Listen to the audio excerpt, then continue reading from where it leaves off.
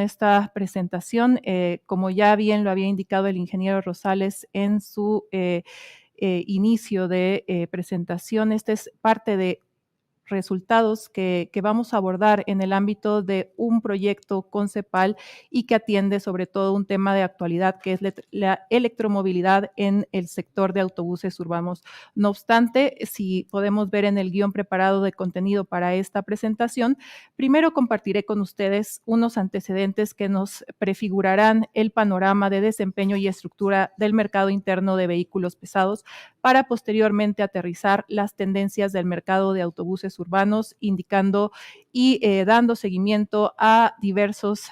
factores relevantes para el sector, así como el desempeño que hay en este segmento del mercado de vehículos pesados por fuente de energía, el panorama que guarda la electromovilidad, esta transición en el transporte público y que está sumamente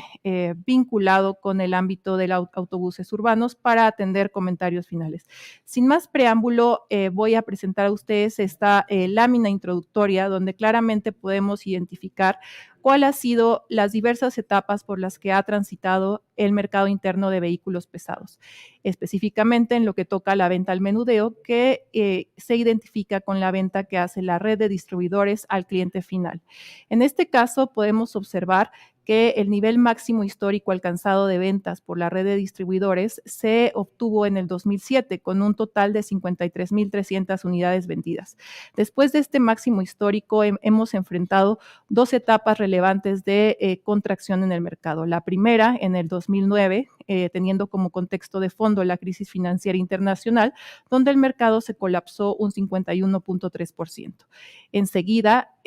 tuvimos una recuperación paulatina hasta el último periodo, si lo referimos en el último embate que tuvimos justamente por la pandemia con la llegada de COVID-19 al país, con una reducción del 34.4%. En este sentido, destaco que el mercado mexicano ha tenido una recuperación paulatina, si vemos los resultados de 2021 y 2022, con un avance del 16 y el 24% respectivamente. El año pasado logramos cerrar con ventas al menudeo por 39,700 unidades. Esto es importante revisarlo, sobre todo en comparativa con el periodo prepandemia, 2019, si lo podemos observar aquí en el gráfico, sobre 42,100 unidades, posicionándonos aún con un moderado con una moderada brecha de oportunidad para recuperar esos niveles. Una noticia importante con las informaciones que tenemos a disposición para el primer bimestre de 2023 nos indican que ya el mercado de vehículos pesados ha superado en sus totales los niveles prepandemia para el total y para el segmento de carga, no así para el segmento de pasaje. Finalmente, a destacar de esta lámina antes de seguir con la demás información a compartir con ustedes, es que en 2017 realizamos de manera conjunta la AMDA y AMPAC un estudio sobre el potencial del mercado de vehículos pesados. Son las líneas que se pueden identificar en la parte superior del gráfico, donde el potencial base fue fijado sobre 61,100 unidades a la venta al menudeo, mientras que el potencial máximo se identificó sobre 66,900. Con esto podemos identificar que nuestro mercado, aún en el cierre del año pasado, con la recuperación que ha tenido en 2021 y 2022, tiene una brecha importante para tener y alcanzar ese potencial. Prácticamente nos encontramos un 35% por debajo del potencial base y un 66 y un 40.6% del potencial máximo. Continuando con esta información y atendiendo a la estructura que guarda el mercado de menudeo, tenemos claramente en esta serie que va de 2007 a 2022 la preponderancia que tiene el segmento de carga en el total de venta al menudeo de unidades pesadas. En este periodo de 2007 a 2022, el 25% del mercado correspondió al segmento de pasaje, que es materia de análisis en esta presentación. Si solo tomamos los últimos 3 años, esto es pospandemia, considerando el año 2020, 21 y 22, la proporción que representó el segmento de pasaje cayó al 16%, lo cual nos da una idea del importante impacto que tuvo este segmento del mercado de vehículos pesados. De hecho, en las barras del gráfico inferior podemos ver que la magnitud en cuanto a la variación negativa que tuvo el segmento de vehículos de pasaje fue mayor, alcanzando una reducción del 54.2% contra la caída de 29.7% que tuvo el segmento de carga. Dimensionando esta estructura del mercado, pasamos a analizar el interior, es decir, la estructura que tiene el segmento de pasaje. Este segmento, de acuerdo con la información pública por parte de INEGI, está estructurado por dos clases. La clase de autobuses urbanos, que normalmente se caracteriza como autobuses resto, y autobuses foráneos, que está integrado o conformado por las unidades integrales. Cuando observamos los niveles o escalas de mercado en cada uno de estos subsegmentos o clases de actividad, vemos que prácticamente es el segmento de autobuses urbanos el que ha acumulado el 84% del total de ventas de este gran segmento. Así bien, cuando hacemos la comparativa contra el total del mercado, el segmento de pasaje ha presentado en los últimos 5 años una participación del 10% contra una participación del 2% en el caso de foráneos. Entonces, destacamos de esta lámina el diferencial en los volúmenes y también, claro está, la orientación que tienen cada uno de estos subsegmentos. En el caso de autobuses urbanos, este está integrado primordialmente por unidades de transporte en zonas urbanas, también por unidades de transporte corporativos de las empresas y el transporte escolar. Avanzando rápidamente para poder cubrir toda la información que se ha preparado para este tema, vemos que 2022 en el rubro específico de autobuses urbanos cerró con una reducción del 7.3%. Esto fue un total de 4.080 unidades vendidas. Esto es importante dimensionarlo contra el periodo previo, donde podemos observar que en este amplio periodo cubierto y caracterizado como prepandemia, el promedio de ventas al menudeo de autobuses urbanos fue de 7,000 unidades. Prácticamente el impacto negativo en el 2020 se reflejó en una caída cercana al 50%. Y si vemos el promedio de unidades vendidas en estos últimos 2 años, este fue de 4,240, que comparados contra las 7,000 unidades anuales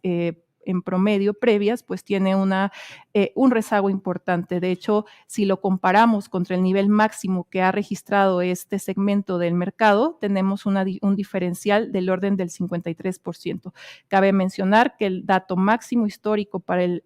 segmento de autobuses urbanos fue de 9,000 unidades y se alcanzó en 2007.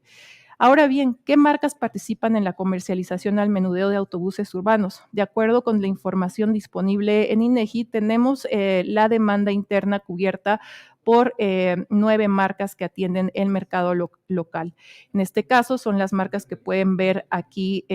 referidas en el gráfico, encabezadas por Mercedes-Benz Autobuses, que lidera el mercado de autobuses urbanos en el país, seguida por International en segundo sitio y tercer sitio se posiciona Volkswagen Autobuses. De hecho, pueden ver estas 9 marcas en orden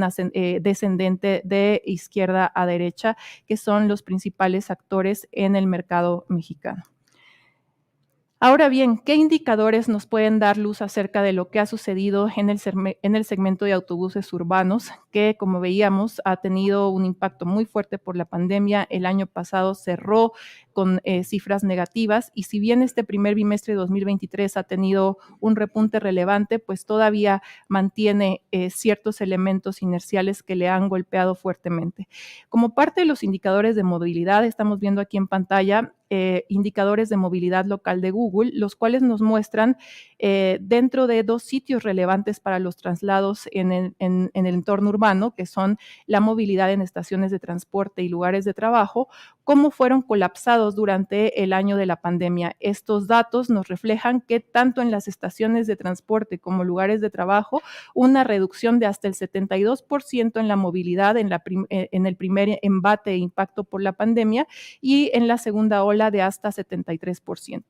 El dato positivo es que ya con datos a finales de 2022 tenemos una recuperación en los niveles de movilidad del 24% en estaciones de transporte y de 34% en lugares de trabajo. ¿Por qué es importante estas dinámicas de traslados en el marco del entorno urbano? Pues de acuerdo con la última encuesta origen-destino de INEGI, que fue en el año 2017, parece muy lejano, pero nos ayuda a tener entendimiento de los grandes rubros y características que guardan los traslados en esta gran ciudad. Son el hogar, la escuela y la oficina los tres principales destinos de traslado, y para ello se utiliza el 45% de estos traslados es realizado a través de transporte público. En el caso de los indicadores en términos de los ingresos, si bien veíamos que la movilidad tanto en los entornos urbanos ha mejorado con corte a 2022, realmente lo que nos deja esta fotografía de los ingresos totales que han tenido por suministro de servicios, tanto en el caso de autotransporte de carga y transporte colectivo urbano y suburbano, tienen todavía un área de oportunidad más fehaciente en el caso de transporte colectivo urbano y suburbano, que no ha logrado recuperar los niveles de ingreso previo a la llegada de la pandemia. Asimismo, y abundando sobre la importancia que tiene el transporte público, tenemos que del total de viajes que se hacen en la ciudad, en la zona metropolitana del Valle de México, la principal zona metropolitana del país, prácticamente el 90% de los viajes se hacen a través o en la utilización de una unidad de pasaje urbano. Por ejemplo, aquí observamos que las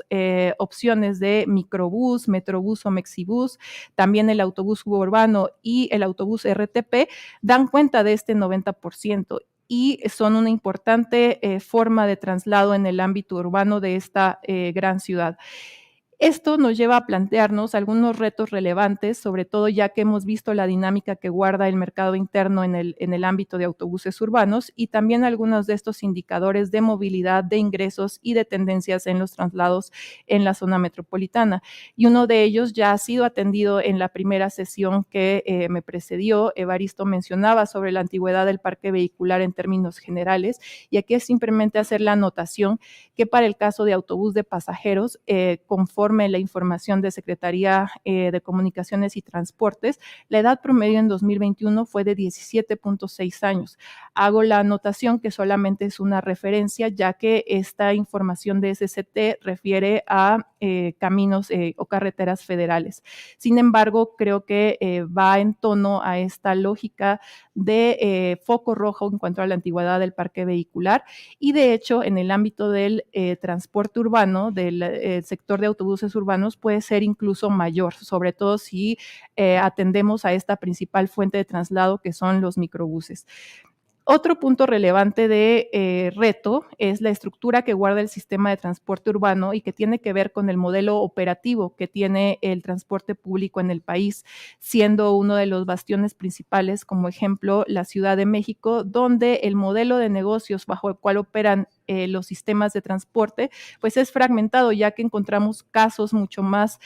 apegados con modelos de negocio eficiente, como es el caso del Metrobús, contra casos en los que se han alejado y tienen una manera, de cierta manera, una gran área de oportunidad para poder reestructurar y hacer menos fragmentado su modelo operativo.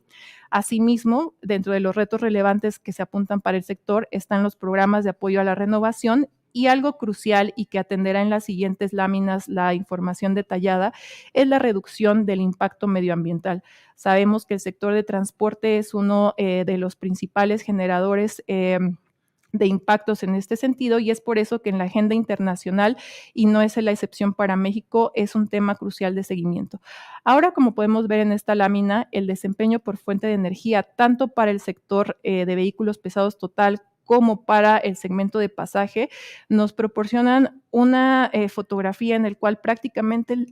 el diésel tiene una participación mayoritaria. En el caso del mercado total, el 99.1% en promedio de estos años que se muestran en pantalla ha sido el diésel la fuente de energía principal, solamente el 0.6% tecnologías híbridas y el 0.3% restante con unidades a gas natural. En el caso de las ventas de unidades de autobuses urbanos, esta fotografía no es distante. De hecho, solamente tenemos registros para unidades primordialmente a diésel y en segundo sitio y con una participación muy menor a gas natural. Vemos el renglón de unidades eléctricas con registros nulos, esto es con información de INEGI para lo que toca en específico al mercado interno mexicano. Sin embargo, el hecho de que tengamos en ceros esta columna o esta fila de autobuses eléctricos para el caso del mercado mexicano no quiere decir que este tipo de unidades no tengan demanda en la actualidad, sobre todo por las incursiones que diversos gobiernos estatales han hecho para la transición hacia este tipo de energías. Es por ello que complementando esta información con fuentes adicionales, esto es el seguimiento que hace Evo Radar, que son buses eléctricos en América Latina, cubriendo en total 11 países latinoamericanos, podemos identificar que hay 4.128 unidades como autobuses eléctricos integrados a las redes de transporte en América Latina. En el caso de México, la última actualización disponible a febrero de 2023 indica que habían sido integrados a las redes de transporte público 606 unidades de este tipo, es decir, autobuses eléctricos, mismos que han sido cubiertos por fabricantes extranjeros, como se puede anotar aquí en este gran pie de participación latinoamericana, y para el caso de México, indicando las empresas que aparecen en asterisco, las que han primordialmente cubierto esta demanda del mercado local. Es importante mencionar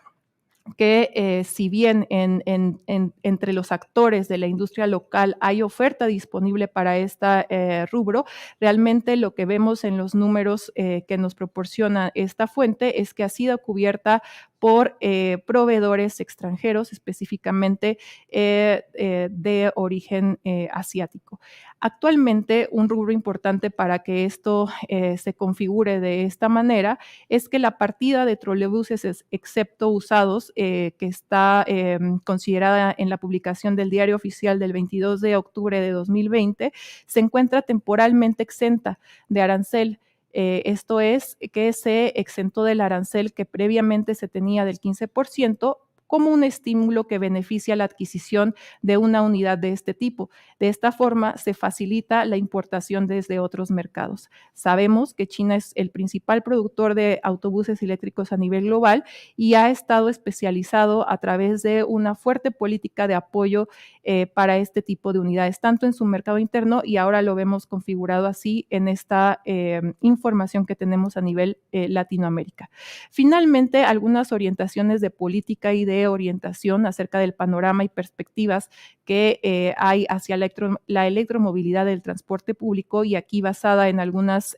extracciones que he hecho del estudio Dinámica y Perspectivas de la Industria Mexicana de Autobuses Libres de Emisiones, elaborado en 2021 en el marco del programa de ciudades sustentables de CEPAL, es que las características que tiene la demanda de autobuses eléctricos en el país, pues prácticamente están vinculadas con un rubro sumamente importante que es la vinculación entre gobierno y empresas. Principalmente las iniciativas están primordialmente aterrizadas en los entornos urbanos y no es de extrañar que los principales ejercicios y casos de éxito en este rubro estén en la Ciudad de México. Así también las vinculaciones entre gobierno y empresa bajo unos modelos eficientes de negocio resultan de gran relevancia y ante este punto cito como caso especial el caso de la Ciudad de México para el trolebús y el metrobús. Hay oportunidades a nivel nacional sobre todo focalizadas de acuerdo a las características del sistema de transporte, es decir, no es un elemento, la transición hacia la electromovilidad, que pueda embonar en este momento con todos los esquemas y modos de transporte o sistemas de transporte existentes en las ciudades, sino que tiene que ser focalizado. Y también pues destacar que el mercado interno tiene una importante brecha con su potencial, como ya lo veíamos anteriormente. Sin embargo, este tipo de tecnologías, aún así con el recuento que hacíamos de eVoz Radar, representan un porcentaje muy menor en el total de ventas que se han hecho en los últimos 5 años de este segmento de autobuses urbanos. En este sentido, las expectativas que tienen los actores clave de la industria local al respecto de la transición nos apuntan 2 elementos cruciales. Es decir, si hay viabilidad, esta tiene que ser focalizada, progresiva y en un mediano y a un largo plazo, y contemplar la convivencia de diversas fuentes de energía en este trayecto a la transición. Dentro de este estudio se hicieron como parte de los elementos de análisis entrevistas con actores clave donde participaron tanto fabricantes, distribuidores, asociaciones del sector, así como autoridades gubernamentales en el ámbito de atención de la movilidad, en el caso de Ciudad de México y algunas otras entidades federativas. Y a raíz de ello se identificaron algunas restricciones y fortalezas que tiene el mercado de autobuses urbanos actualmente en el país para poder realizar esta transición. Entre las principales restricciones que se muestran o que se identificaron es una falta de planeación transversal. Asimismo, los altos costos de las unidades que implican un alto nivel de inversión inicial constituyen uno de los principales restricciones que actores relevantes identificaron, además de mencionar el tema de normatividad, la falta de inversión pública planificada, así también la ausencia de una política nacional deliberada, así como la necesidad de tener una transición paralela en la matriz energética que sustente esta transición. Finalmente, también se ha identificado como una restricción que de alguna forma pudiera ser vista como una oportunidad, es la necesidad de desarrollar una red de proveeduría especializada. Como parte del conjunto de las fortalezas, tenemos pues que hay interés por parte de los actores relevantes en esta transición. Se cuenta con la experiencia suficiente dada la capacidad instalada que tenemos en nuestro país. Sabemos muy bien el posicionamiento internacional que tiene la industria en general y en particular la de vehículos pesados para poder atender este importante reto de transición. Asimismo, se ve como fortaleza que sea un tema que esté siendo abordado e impulsado desde la agenda internacional, mismo a nivel nacional. Hemos sabido recientemente de impulsos en el análisis, diagnóstico y recomendaciones que desde el gobierno se han analizado y ha llegado para poder posicionar a México en este mapa de la transición hacia la electromovilidad en la industria automotriz y en el caso de los vehículos pesados no es la excepción. Asimismo, parte de las fortalezas que se identificaron es que se tiene unas bases sólidas y gran experiencia de la industria nacional, así como mano de obra calificada y relaciones comerciales sólidas. Estos entre algunos de los elementos que configuran el contexto en el que se da esta, se debe dar esta transición. Dentro de los principales fortalezas, quise detallar en este par de recuadros algunos elementos que fueron comentados por parte de los entrevistados en este estudio y cerrando con un punto relevante y que creo que retoma la importancia que tiene el sector automotor en México, y es justamente que el sector automotor en nuestro país es muy fuerte, se posiciona en los rankings a nivel internacional, tanto para el caso de vehículos ligeros como para el caso de vehículos pesados, entre los principales productores de unidades, así también como principales receptores de inversión en estos rubros, emplea a un buen número de personas, tan solo en toda la cadena se dan cuenta de más de 2 millones de personas empleadas, y estos son elementos sólidos y de capacidad que deben ser aprovechados. Asimismo, debemos transitar para no perder esta posición y hacer los ajustes y adecuaciones necesarias para que el sector automotriz tenga una transición adecuada hacia la electromovilidad. Y para ello es fundamental el soporte gubernamental, tener definida una política integral y clara por parte del gobierno. Cierro con algunos comentarios finales y es, bueno, viendo un poco el segmento de autobuses urbanos en lo que toca al mercado interno, tenemos que aún contamos con una brecha presente aún del 9.3% si lo comparamos contra 2019 y un 12.8% si lo comparamos contra 2018. Entre los retos que están presentes para el despunte de dicho sector se anotan el agudo impacto que vimos por la pandemia, la caída importante que hay en los niveles de movilidad y el impacto que significó para los ingresos. Sin embargo, vemos que ya hay una recuperación lenta en el ámbito de estos indicadores y sin embargo, el tema organizacional sigue siendo una limitante para este sector. A nivel de la demanda rezagada,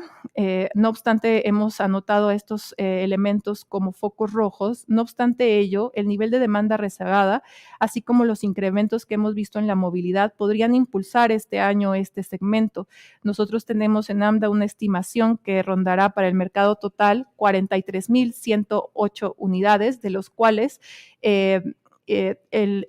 segmento de autobuses urbanos tendrá un avance del 13%, es decir, un avance superior al 10.6% proyectado para el mercado total. En el caso de la senda a la electromovilidad, la industria local constituye, como vemos aquí, un actor fundamental, tanto en la renovación de la flota con menores emisiones como en la búsqueda de la integración de unidades libres de emisiones a las flotas de transporte público de otras ciudades. En este sentido es que justamente la industria local es que tiene que ser tomada en cuenta y propiciar y fomentar esta transición. Dadas las condiciones actuales que requieren pues elevadas inversiones para poder tener un proyecto de esta naturaleza, es decir, proyectos de transición en transporte público hacia la electromovilidad, es necesario contar con el apoyo deliberado del sector público a través de financiamiento que permitan impulsar estas iniciativas. Finalmente, en este contexto, los programas de apoyo para las instituciones locales, para la industria local, tienen que contemplar tanto apoyos a nivel nacional por parte de la banca de desarrollo como por instituciones internacionales que dan financiamiento para apoyar esta transición. Los escenarios sobre la viabilidad en la transición apuntan a una transición mayoritariamente inercial y débil, con base en los comentarios recibidos por los actores clave hace un par de años, ya que se requiere una política deliberada e integral que atienda este gran reto que tenemos como industria. Y esto también se avisora en un periodo de mediano y largo plazo, así como la convivencia de diversas fuentes de energía. Es decir, si bien en ciertos sistemas de transporte puede haber una transición inmediata de las tecnologías actuales hacia la electromovilidad, la realidad es que la transición paulatina y progresiva contemplará también la participación de otro tipo de fuentes de energía. Con esto finalizo los elementos de análisis que quisiera poner a su disposición. Va a estar la presentación para que la puedan detallar y revisar posteriormente y agradezco la atención.